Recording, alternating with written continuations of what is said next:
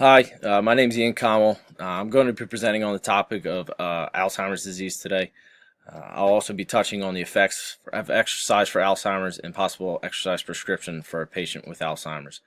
Just to point out the reasoning for choosing this topic, my grandfather actually battled it for a while, and he actually just passed away last week. So I got to see real life effects of this awful disease firsthand, and I just wanted to do some research on it to learn more about it.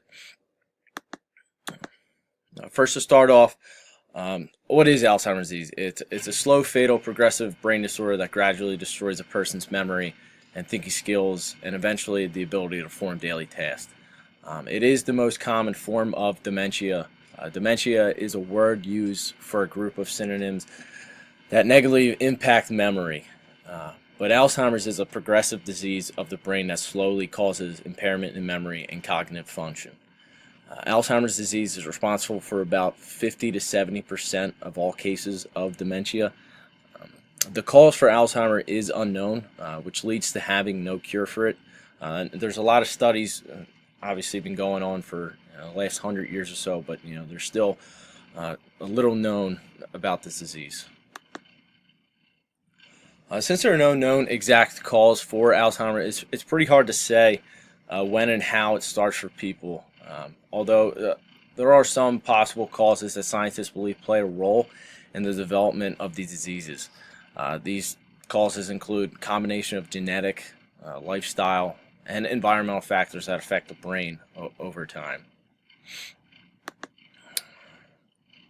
Which brings me to talk about who gets this disease. Alzheimer's, it's not a part of normal aging, but your risk gradually increases at the age of 65, as in 1 in 10 people after the age of 65 will have it, and no one is immune to the disease.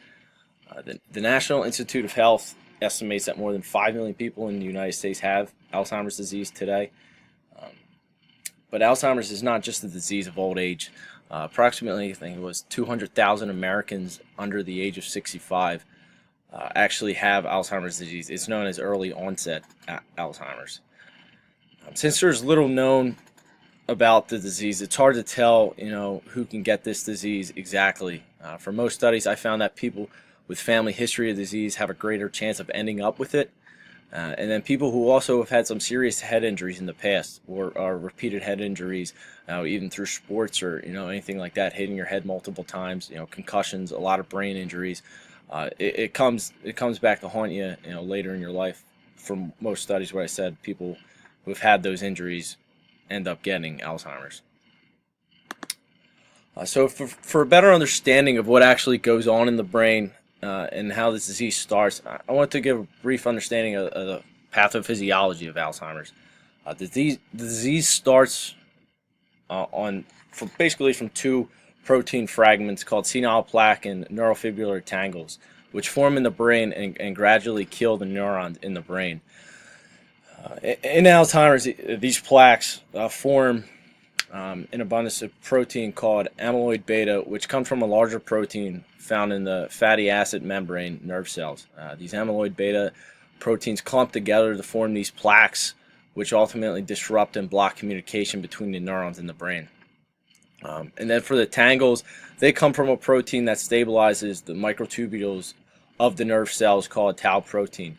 In Alzheimer's, the tau protein becomes defective and detaches from the microtubules inside the neurons, which starts to form these filaments in the neurons, which ultimately ends up destroying the microtubules in the neurons. And the microtubules is like the skeleton of the neuron, and without the skeleton, the neurons therefore cannot communicate, and it causes the nerve cells to deteriorate, forming these tangles throughout the brain.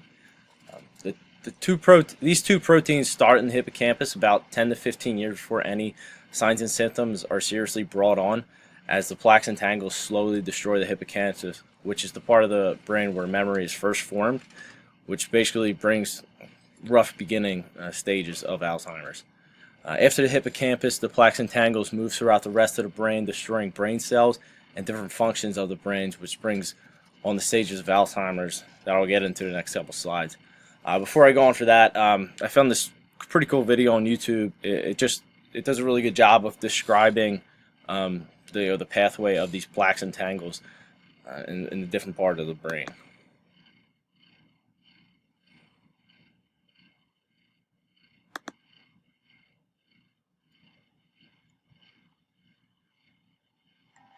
disease comes on gradually as two abnormal protein fragments called plaques and tangles accumulate in the brain and kill brain cells.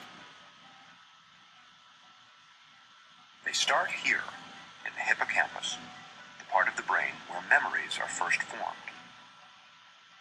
Over many years' time, the plaques and tangles slowly destroy the hippocampus, and it becomes harder and harder to form new memories. Simple recollections from a few hours or days ago that the rest of us might take for granted are just not there. After that, more plaques and tangles spread into different regions of the brain, killing cells and compromising function wherever they go. This spreading around is what causes the different stages of Alzheimer's. From the hippocampus, the disease spreads here to the region of the brain where language is processed. When that happens, it gets tougher and tougher to find the right word. Next, the disease creeps toward the front of the brain, where logical thought takes place. Very gradually, a person begins to lose the ability to solve problems, grasp concepts, and make plans. Next, the plaques and tangles invade the part of the brain where emotions are regulated. When this happens, the patient gradually loses control over moods and feelings. After that, the disease moves to where the brain makes sense of things it sees, hears, and smells. In this stage, Alzheimer's wreaks havoc on a person's senses and can spark hallucinations. Eventually, the plaques and tangles erase a person's oldest and most precious memories, which are stored here in the back of the brain.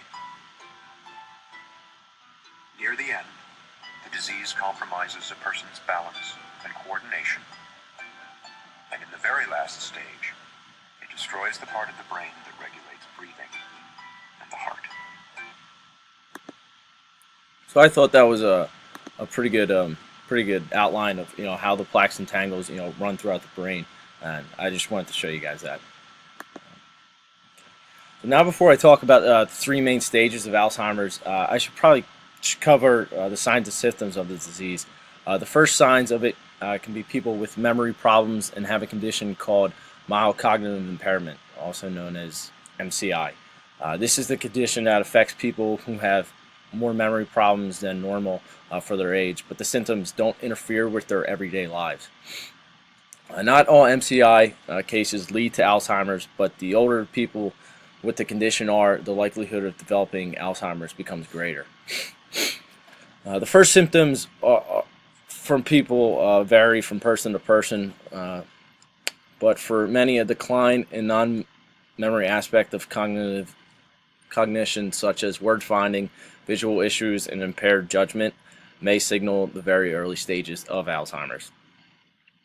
Other signs to look out for include problem solving or planning, having trouble completing familiar tasks, confusion with a time or place, misleading things, and changes in mood and personality changes.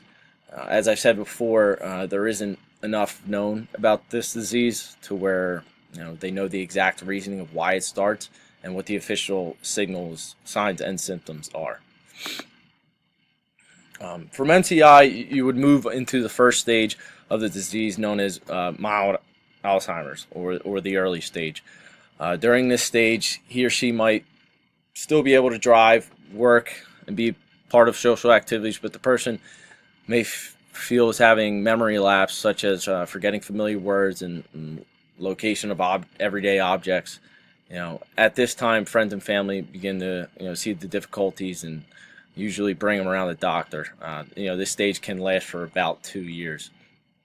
During the middle stage, also known as the moderate Alzheimer's, which is typically the longest stage, and can go on for many years, he or she will require greater level of care. This person will start to confuse words and get angry, just pretty much act completely different. During this stage, he will have higher risk of wandering off and getting lost. Also, trouble controlling the bladder at that time as well. At this point, they move into the late stage, which is also the severe Alzheimer. The individual needs assistance throughout their days. They will start to forget family and friends, which is, it's very hard to watch that happen. And then they will become more vulnerable to infections, especially pneumonia. That's actually the path that my grandfather actually took. He ended up getting pneumonia and then was hospitalized, and then the late stages just made him pass away.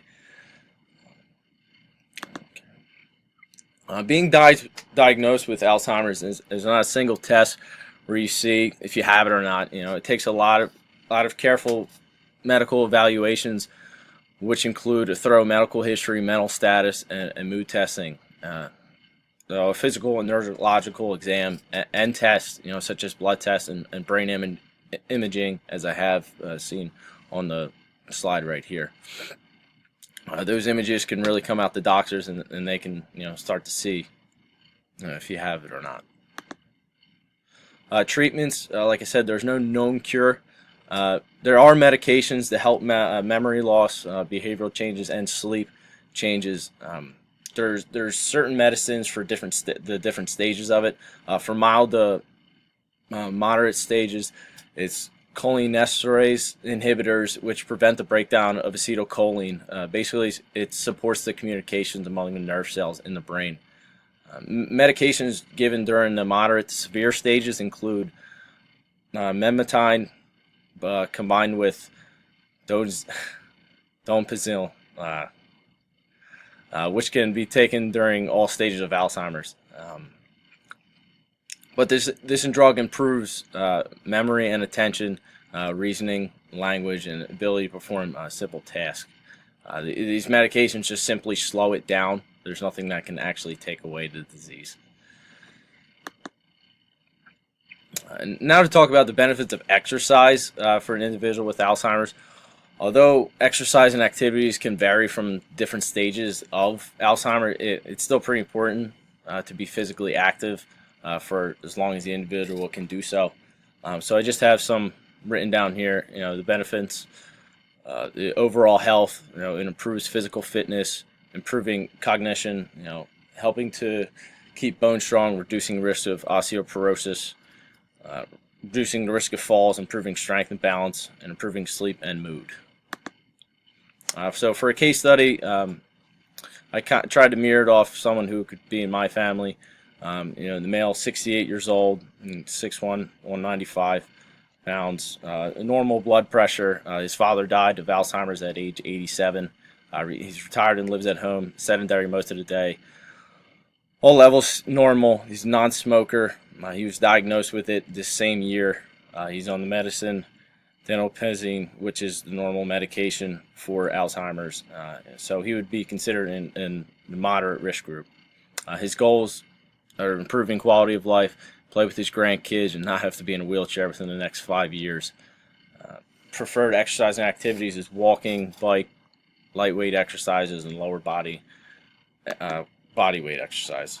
For exercise testing, I simply did BMI. For cardiovascular fitness, I did the step test. And then for muscular fitness, I did the modified push-up test and curl-up test. And for flexibility, I used the goniometer. This was a basic exercise prescription I laid out. 3 to 5 days for cardiorespiratory fitness. Intensity, 40 to 60% of his VO2 max for 30 minutes a day. For muscular fitness, 2 times per week, 50 to 60% of his max. And then for flexibility, to work it in throughout the day for 3 times a week. Light stretch until you feel a slight pull. Basically, just down to the conclusion, Alzheimer's disease, like I said, is a slow, fatal, progressive brain disorder disease. It's most common form of dementia. There's no known causes or cure for the disease, like I said. I keep repeating it. The brain is gradually destroyed by the plaques and tangles. I showed you that video. I think it broke it down pretty well. There are 3 main stages: the mild, moderate, and severe. And then medicine and exercise can improve memory and slow down the decline of individuals, but it cannot cure it. And then here are my references. I hope you guys learned something out of this, because I know I did.